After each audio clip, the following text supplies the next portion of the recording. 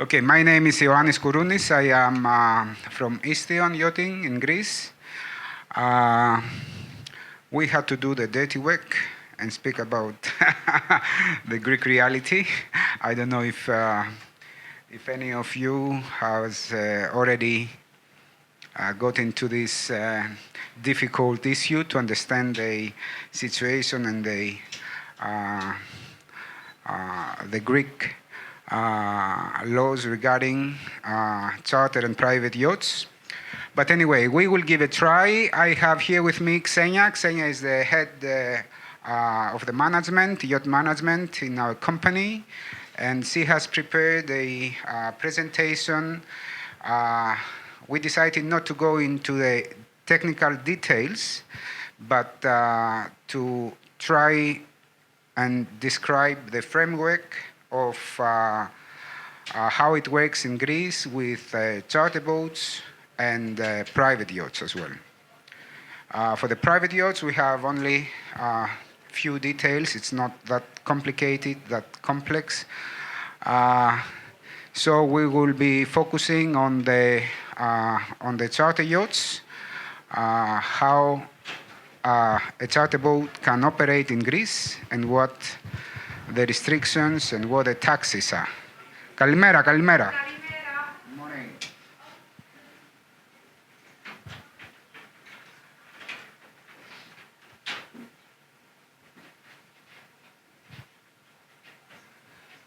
Okay. We have some Greeks, some Greek friends here. What about the others? Do you have any experience from Greece? I mean, operating in Greece, a boat? Anyone? Yes? How is it? Good? Complicated, yeah? It's a bit difficult, but we will try to describe how it's working, yeah?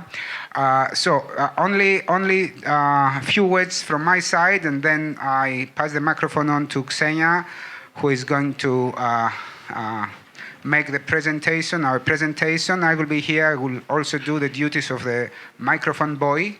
So I will do everything here, yeah.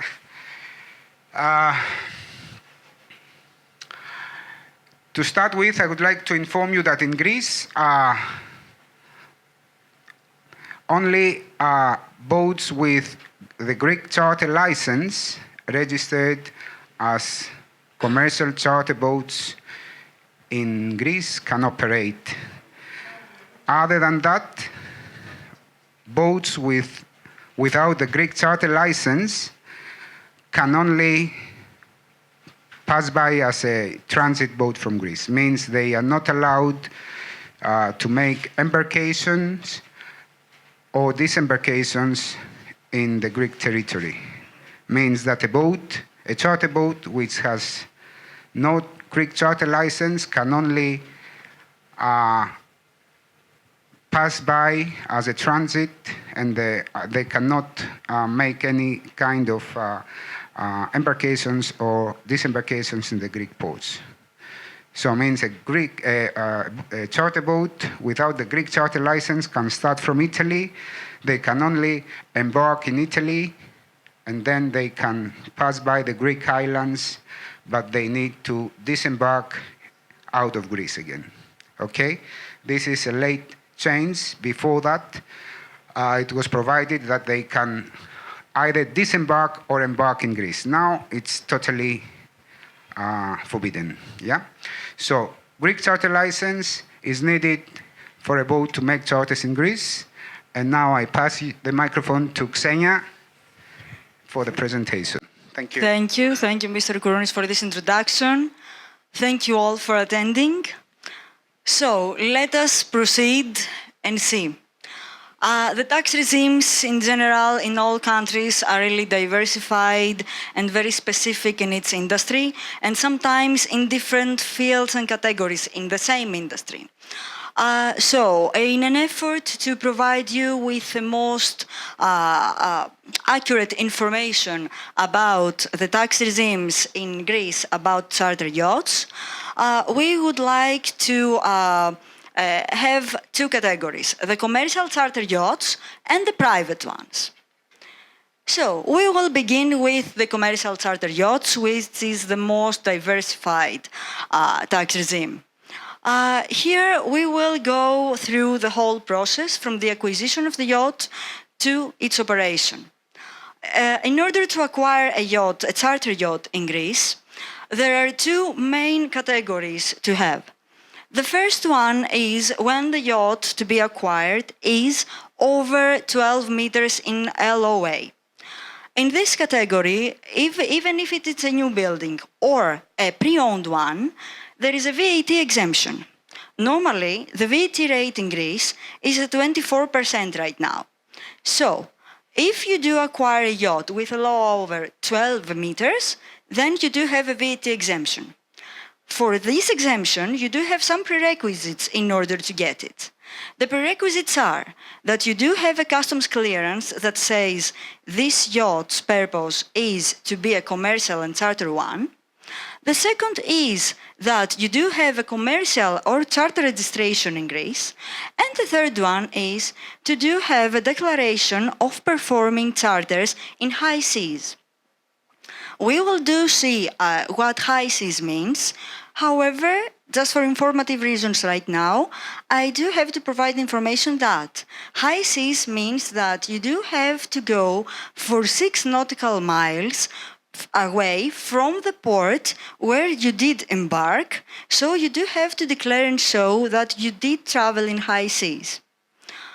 The second category is for yachts with LOA under than 12 meters or at precisely 12 meters. If you do acquire such a yacht, if it's a new building, you do not have any VAT exemption. This means that you do have to pay the whole of 24% VAT on the yacht's acquisition. However, if the yacht is a pre-owned one and the previous owner has already paid this VAT, this means that you won't have to pay it again. This regime is that in Greece, you do have to pay the VAT only once for the acquisition of the yacht. Since the VAT has once been paid, then any forward owner won't have to pay it again. Moving forward, the ownership scheme. Okay, I don't know if you have understood this. Is it clear? Question regarding the VAT exemption, sorry. Does it mean that if you, or let's say lower than 12 meters, if you pay the boat and you pay the VAT, you will not get the VAT back as a company? No VAT discount. Not even in the... Boats from 12 or less in length overall, you pay 24% VAT. And no... Nothing to do. Nothing. You need to pay that.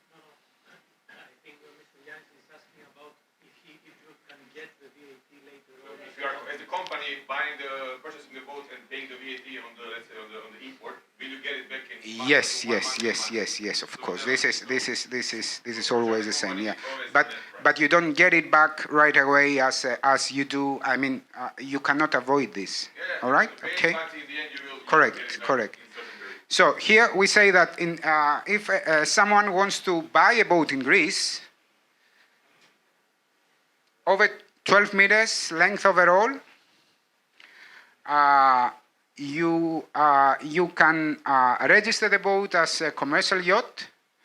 Okay, there are some restrictions to retain the Greek charter license. We will see that later. But when you import a yacht in Greece, or when you buy and you want to raise the Greek flag and register the boat in Greece, you will sign a declaration saying that the boat will be used as a charter vessel. This is one. And the second thing, the most important one, is that the boat you are buying is going to perform, as says there, the high seas charters. Normally, the idea behind all this is that the boats, when they leave the national waters, they don't need to pay any taxes. So, assuming that there is a restriction there about the high seas, you make a declaration saying that the boat is going to perform high seas trips. We will explain that later. Xenia explained that in roughly what does this mean. And let's say that now. High seas means that the restriction is that you need to prove that the yacht has performed each year 60% of its charters in high seas. Means they need a proof for this 60% of the charters that the yacht has sailed 6 nautical miles out of the coastline of the island or the mainland. The reference is the starting point, yes? Okay? Now, we usually do a declaration for this that we stamp in the port police, in the port authorities when the boat goes around. It's a little bit tricky, but this is the meaning. The meaning is that 60% of the charters should have a proof each year, should have a proof that the boat has sailed minimum 6 miles away from the coastline of the island where it started, yes? Or the mainland, if it is, let's say, Athens, yeah? All right? So this is how it gets the, these are the restrictions to get the Greek charter license and avoid to pay the VAT for the yachts above 12 meters, yes? 12 meters go to this category, yeah? Thank you. Thank you, Mr. Kourounis. We can make questions right away so we clear up everything that comes up, yes? No problem. So, moving forward, we did acquire the yacht. How do we do this? How do we own it in Greece? In order to be able to own a commercial or charter yacht in Greece, any legal entity can own one, an individual cannot, so it has always to be a legal entity. It can be a legal entity which will be established and functioning under the laws of Greece, and we will be moving forward to see which legal entities can do it. We will split our categories here according to the yacht's flag. If the yacht, the newly acquired yacht, is decided to have the Greek flag and the Greek registration, then we do have the option to have it under any legal entity, which will be in Greece. However, the most common entity, the most commonly used, is the MCPY, the NEPA. The MCPY is the Maritime Company for Pleasure Yachts. It's an entity that was created exactly for this purpose, to own, to manage, and to operate a charter yacht in Greece. And this is the most common way to do it. The procedure of establishing an MCPY is quite straightforward. It doesn't have all the formalities that other legal forms have, and it's really especially dedicated to this matter. The restriction for having an MCPY established in Greece are the following. We do have the shareholders' capital to be for 51% and above held by EU or EEA citizens or legal entities, which means that an MCPY can have shareholders from any part in the world. However, at least the 51% of its shareholders need to be EU citizens or EU legal entities, or citizens or legal entities that do belong to the European Economic Area. The second restriction is that all shareholders that do hold above 3% of the shares do have to pay for social insurance contributions. The requirements for having an MCPY are the following. The commercial charter registry of the yacht. As Mr. Kourounis said previously, in order for a yacht to be able to operate in Greece, it needs to have a commercial charter registry in Greece. Under this flag, the Greek flag, the commercial charter registry needs to be a Greek one. The second requirement for an MCPY is to have a legal representative. The legal representative is the person that will be held liable for all liabilities of the yacht and the company. This person, this individual, needs to be a permanent citizen in Greece or a citizen in Greece that can prove citizenship in Greece for at least 6 months per year. So these are the requirements for an MCPY. Mr. Kourounis, would you like to add something? Not me, but Anyone, any questions?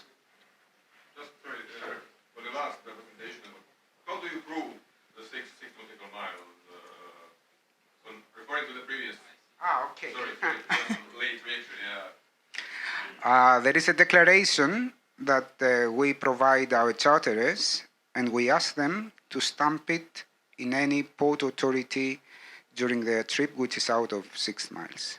Yeah. We can send this presentation to anyone, so you don't need to make photos. Yes, just ask us, send us an email. We have our contacts here. So just to yeah, I don't know if this is clear. I mean, anybody can come to Greece, set up a Greek company, which usually it's a NEPA, MCPY, or any other entity, purchase a yacht, register it as a charter yacht, and operate it through this company. The restriction here is that minimum 51% of the shareholders of this company should be a EU citizen or entity. Okay?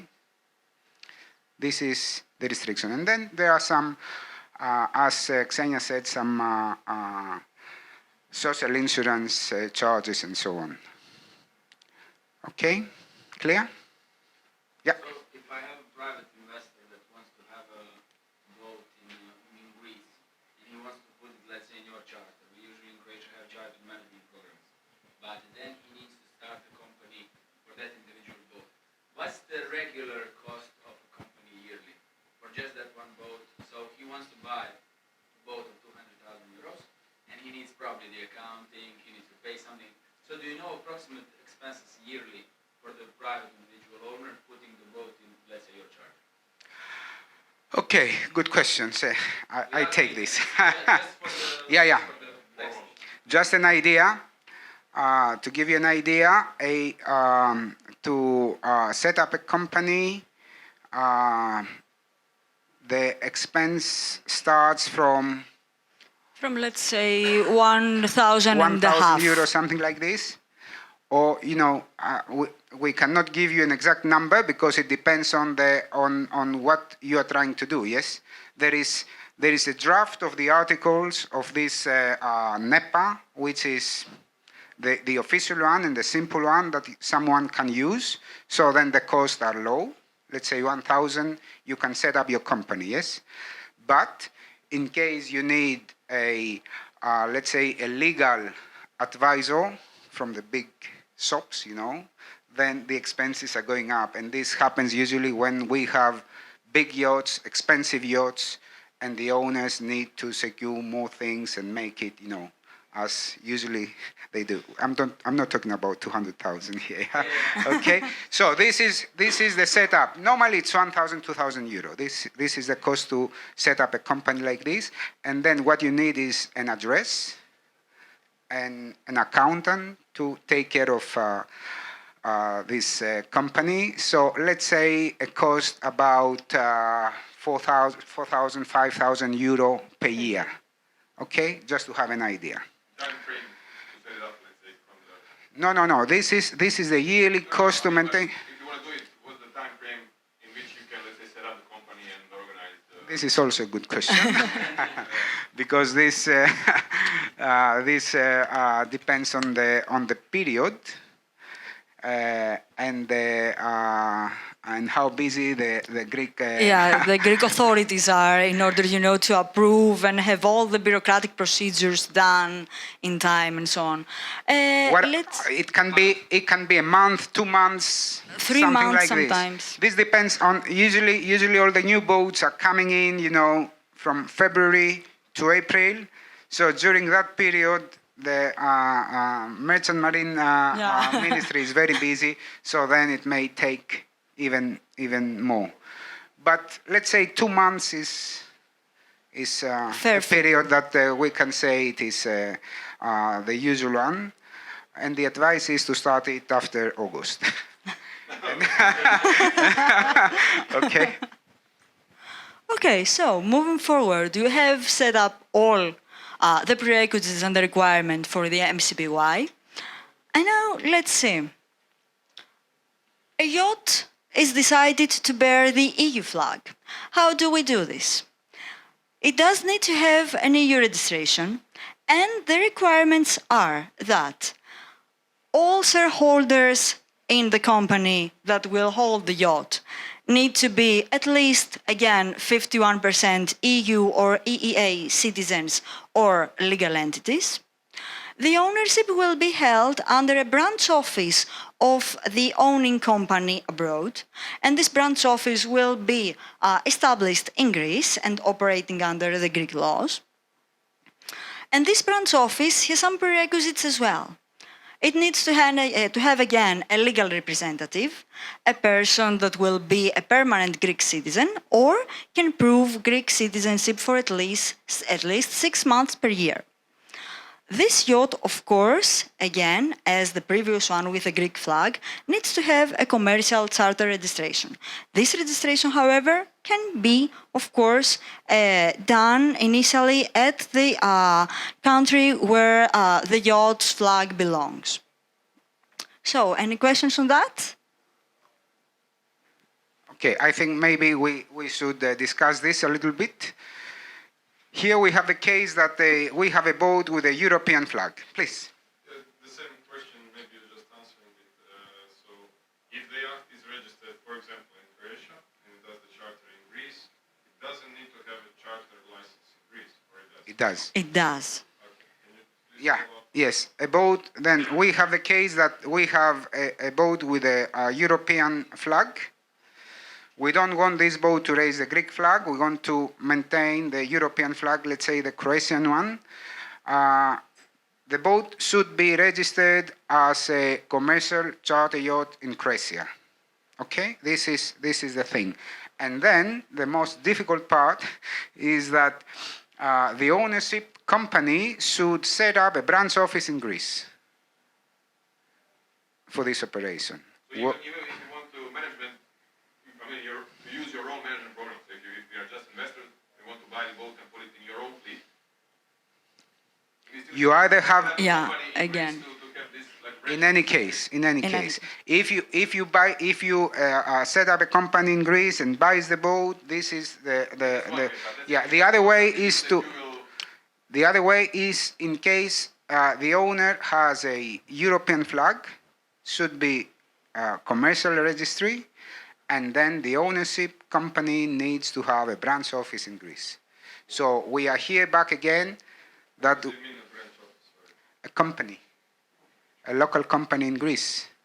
Regardless of you being, for example, legal representative. No. Just forget about me. Yes. So In any case, they need to have a branch. The company, the ownership company, needs to have a branch in Greece. Means set up a company in Greece, which is going to be a branch. I say that like this because it is the same procedure, the same costs, and the same time you need with a case that you want to raise the Greek flag. And then the branch office company makes contract with you, let's say, as a local charter operator. And The Greek branch office needs a Greek representative, which may be me or Maria or whoever, yes? They need a Greek. It is the same story as before.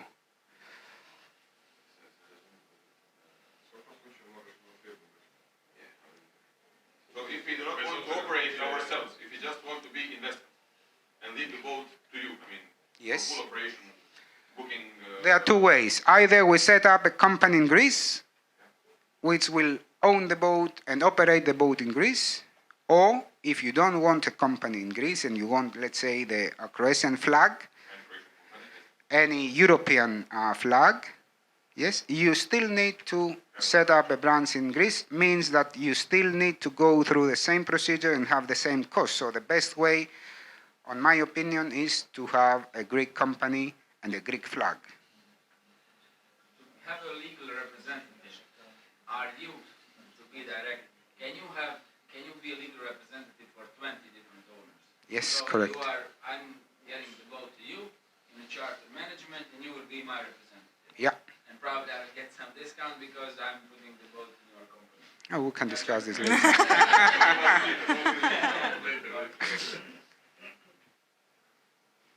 Okay. This sim is even more complicated, let's say, because uh, we need to put together the Greek laws and the Greek requirements for the branch office, taking in consideration the entity of the European company. And usually we need a lot of paperwork in order to understand the, the setup of this European company that we need to create a branch office in Greece. It's, yeah. Can I go more in details? Of course. So following that part, if there will be an option to open up a Greek company and to change the flag, how complicated is that? So the boat is already registered, for example, Italy, Croatia, wherever in Okay, Europe. you set up a Greek company and the Greek company buys the boat and raises the Greek flag. Yeah.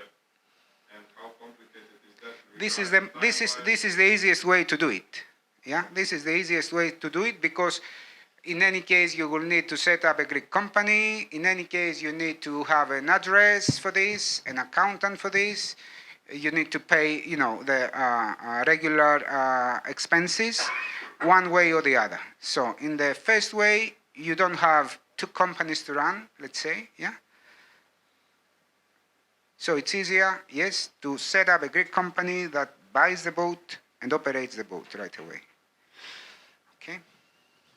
And here we have, okay, yeah. This is the reality, yeah? When you say, is it okay, this is why I understand, but it's not simple. It's not simple. I understand that it sounds very complicated. We have done it. I mean, we do it. We have many boats in our fleet with a European flag. We have Germans and British and Swedish and French flag boats in our fleet, and we also set up companies in-house for European investors, owners who want to buy a boat and operate in Greece. So it works, yes? You recommend the first option, yeah? I recommend the yes, yeah. Who does the inspection, let's say, on non-Greece flag boats which are under your management? And technical annual inspection of the boat? It is the registry, always the surveys in Greece, which are the same, I think, in Croatia. Yes, which is recognized in European Union, just like Lloyd's, RINA, and so on. Obligation is annual, or each year you have to make the inspection? It's every 2 years. Yeah. It's not very difficult. This is the easy part, because I think the rules and the requirements are the same, more or less. We had like this, it changed. This is what I want. Yeah. We are now changing in Croatia. Do you need Again. do you need to leave the boat outside to be inspected? Every 2 years, you need to do that. I mean, the inspection should be on the hard standing every 2 years at least. But we usually do it every year in any case, so no problem with that. Yeah.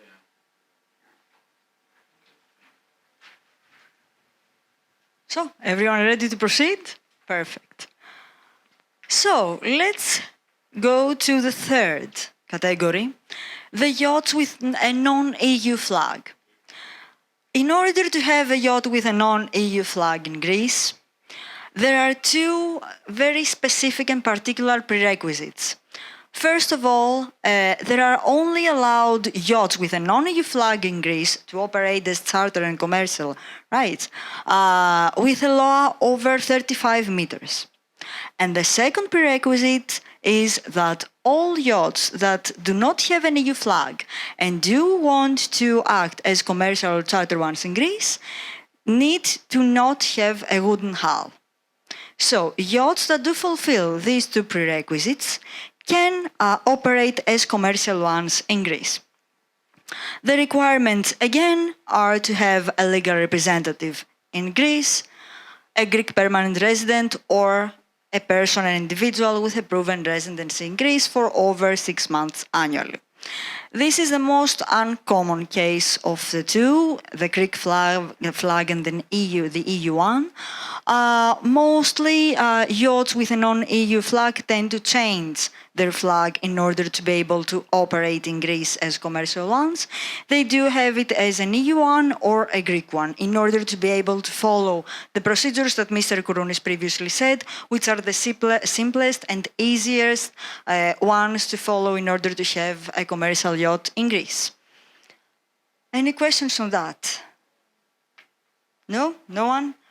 Mr. Kourounis made everything clear in the previous section. Don't die. Perfect. So, moving forward, the Greek commercial charter license. Mr. Kourounis has said some points on this matter previously in order for everyone to be able to follow. Now, let's go somewhat deeper in this matter. Let's see how do we acquire the Greek charter license. The requirements for a yacht to acquire this Greek charter license are a GT attestation, the known to all as the measurement certificate, the official one. The protocol of general inspection, the commercial registration of the yacht, of course, and the yacht needs to be insured. Every country does have different requirements for the yacht's insurance in order for them to be able to operate as commercial on their waters. There are no particular specifications in Greece about that. The Greek commercial charter license, we all need to know that it's valid for 3 consecutive years. Every 3 years it needs to be renewed. In order to have the Greek charter license proven so that you can keep it and can continue having it, we do have some prerequisites here. The most important one is to be able to prove that you do commit to this purpose of the yacht, to the commercial purpose. How do we prove it? With the declaration of charter's performance in high seas, as we previously said. What do we need to prove this? For bareboat yachts, up to 24 meters in LOA, we do have to prove a minimum of 35 days of charter per year for 3 consecutive years. This means that in 3 years we do have to prove 105 days of charter. And for the fully crewed ones, over 24 meters in LOA, we do have to have minimum of 25 days of charter performance per year for 3 consecutive years, which means 75 days for 3 years. All of these can be proven through the charter parties and, of course, through the declaration of the charter performance in high seas, which, as Mr. Kourounis previously said, it's a declaration form which is stamped in the port authority of the port away from the embarkation port for 6 nautical miles of its coastline. So, any questions on this? This may seem somewhat complicated to someone? No? All clear. Mr. Kourounis, any comments on that? No. Perfect. One thing, because many people ask this, we need, in order to maintain the Greek charter license, we need for the bay boats 105 days proven charters every 3 years. Okay? So this is the only commitment, let's say, for the bay boats. Some people are asking about the owner's use. Yes, the owner can use the boat as much as he likes, no problem with that. He pays the VAT on the regular charter price, which is a normal thing, but doesn't limit the use of the boat or the registration. The Greek charter license does not affect the Greek charter license of the boat. Yeah. So, moving forward, and the individual has acquired the yacht, the legal entity is established, everything is ready, the commercial charter license and the registration are ready, so we get to the operation part. In order to operate a yacht as a commercial one in Greece, we do have some specific taxes that do apply. The TEPAI tax. This tax is the first tax in our sequence of matters. We do have it up there and in the first position since it's like our car registration fees. It's like the tax that we do all pay to have a car in our country. Any yacht that is in the Greek national waters and wants to operate there needs to pay this TEPAI tax. This tax is annual, it's once per year, it's calculated according to the yacht's LOA.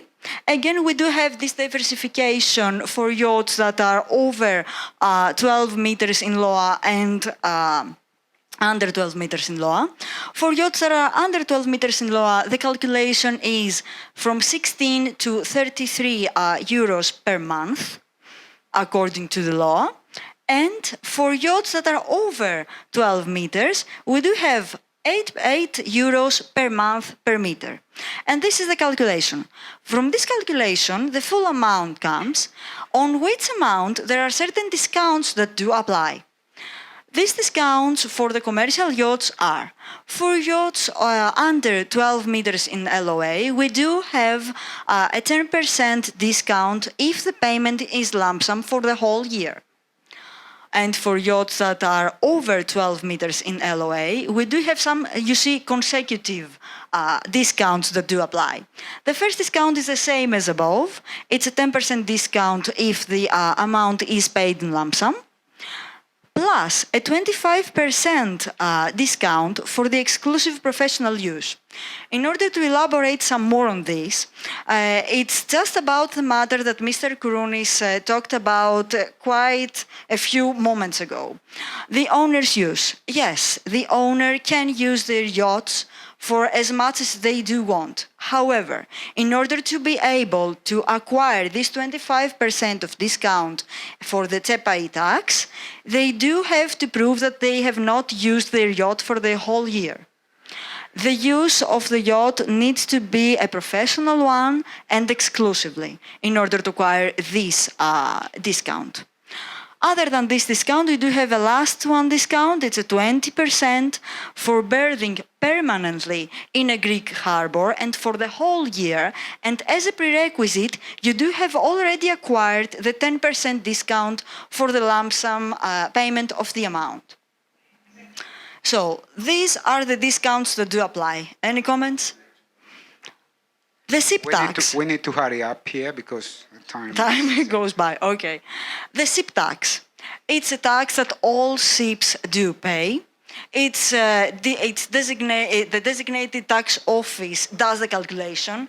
It's a complicated formula, but the factors that that are in this formula are the GT measurements of the yacht, and the US dollar current rates with the euro at the specific time of this calculation.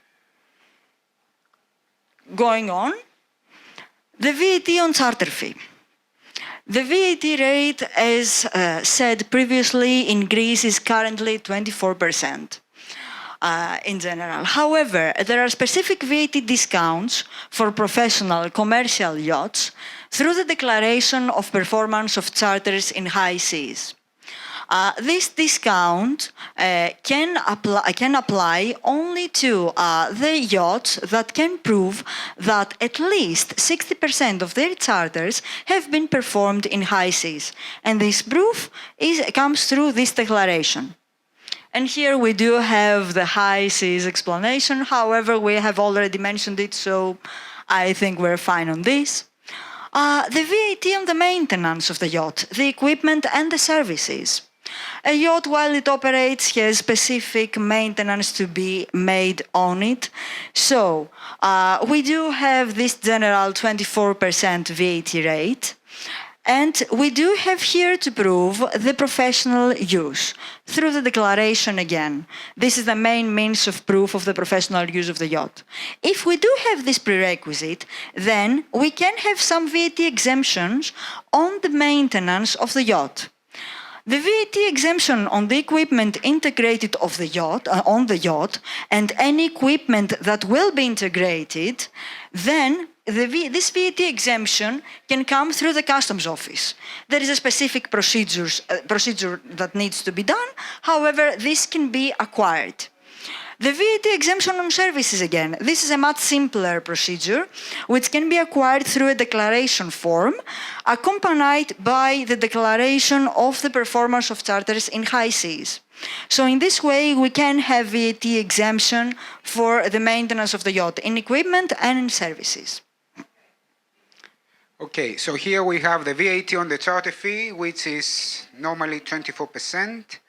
You will be asked to prove the charters in high seas if you are going to pay less to get this 50% of discount. We normally go there, so normally we have 12% VAT on the charter fee. On the maintenance and the equipment, this is something that normally we don't use it because the procedure is too complicated for small boats. Usually for the big boats, we just have it equipped with all the extras and the equipment when we get it. So we go on the value of the yacht, which is complete with equipment and everything, yeah. And for the rest, we usually do not apply for the VAT exemptions because the cost and the sums are very low. For the VAT on the marina services, the annual birth of marina, what's the VAT rate? The VAT rate on For the marina cost, for annual marina The purchase berthing. cost. this is 24%. And Yeah. there's no exemptions, there's no... There is for the boats that have applied for the high seas. Yes, this is marina, so yeah. For the marina. Yeah. I was talking about the equipment installed on the boat. So, moving forward, we have operated the yacht and then we come to the company. The company taxes. If we do use this form of the MCPY as previously said, we have the company tax fee, which is a certain flat rate, and it ranges from 700 to 1,000 euro per year. The dividends tax. After we do have all of our proceeds from the yacht's operations, then we do have some dividends. These dividends, when transferred to the personal statement of the specific shareholder, then they are taxed. In the income declaration of the individual, there is a specific tax, which is the solidarity tax, and it's a specific percentage which varies according to the total income of the person to be taxed, of the individual, in his specific individual declaration of income. Any questions on that? No. Moving forward then, to a small recap, just to get everything that we said together. We do have the taxes in the acquisition of the commercial charter yacht with all the prerequisites that we have discussed. For yachts with an LOA over 12 meters, we do have a VAT exemption. And for yachts with an LOA of 12 meters or under it, then we do not have any VAT exemption and the buyer needs to pay a VAT rate of 24% on the yacht's value. The company tax. The company tax will be the specific business tax of 700 to 1,000 per year. The TEPAI tax for the yacht being in the Greek national waters will be the specific calculations that we've talked about for yachts with the specific, again, diversification between over 12 meters LOA and under 12 meters LOA. And there are specific discounts that are provided according to the requirements and prerequisites discussed. The SIP tax, again, which is not a specific rate and it varies according to the GT attestation measurements and the specific US dollar rates at the current time of the calculation. And the dividends tax, as long as the shareholders get dividends from the yacht's operation, then the solidarity tax is imposed and it's according to the total income of the person to be taxed. Let's have an example in order to have it all together. A yacht with 15 meter in LOA will pay for TEPAI tax at around 650 euros and for SIP tax at around 1,000 euros. Any questions? No? Perfect. One moment. Solidarity tax is only applied for the Greek citizens, yeah? When the shareholder is Greek and is taxed in Greece. Now, if the shareholder is European the dividends go to his tax declaration in his country and it is taxed accordingly. Okay? So let's say a boat of 13 meters.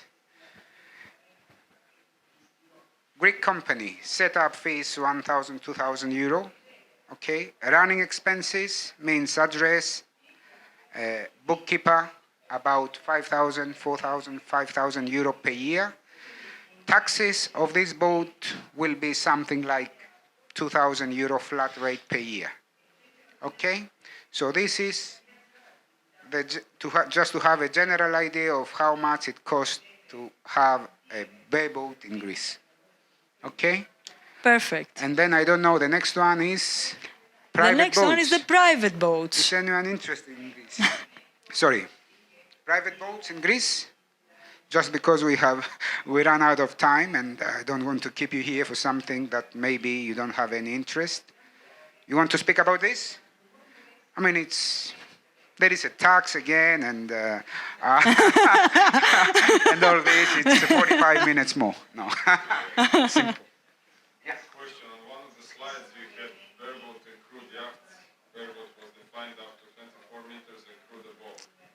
Is it in connection with the crude actually being paid through the whole year, or it's only No. No. Here Let me go back to the slide, the specific slide, to see this. for the Greek law, yachts above 24 meters, you need to hire a crew. Yes, you need a crew when the boat is cruising. Okay. Under 24 meters length overall, you can also give it as bareboat, or skip it, or make it crude. You can still have permanent crew on a smaller boat. Yes. If you have a permanent crew, then the law applies for minimum of 25 days. The limit is 24 meters above, and nothing to do with the matter of the crew. Yes. Okay. Yeah. I have a question regarding obligations when somebody transiting or visiting Greece with, for example, the boat Croatian company, Croatian flag, go from Dubrovnik for 2 weeks to Greece, or for sailing and something like that. And then, Private. No, charter. Charter yacht. Charter. Okay. Does owner of this Croatian boat or a charter company say here the obligation in Greece when the boat entering Greece and sailing for, let's say, 1 week in Greece? No, you should only pay this tax of sailing in Greece, which is easy. But the point there is that you cannot change your crew list, your passengers list in Greece. Yes. Other than that, we can give you the information about the tax that this boat pays. Yeah, because who will pay, the crew or it must be The crew, the arranged captain. The captain should get this TEPAI tax at the first port of entry. Can you arrange this on the port of entry, or you need to have an agent that organizes this? Oh, you can always do that. I mean, the skipper can do that. Are you sure? You I was forced to have an agent with a degree. yes. Okay. You can always yes. No, this is something that you can do normally yourself.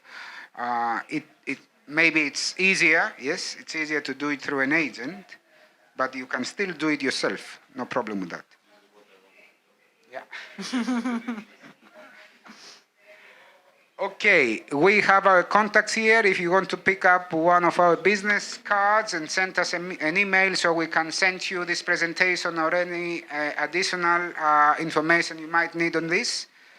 We do have this presentation again tomorrow afternoon at 3 o'clock exactly. 3 o'clock. So thank you very much. Thank you, Xenia. Thank you, Mr. Gounis. Thank you all for attending.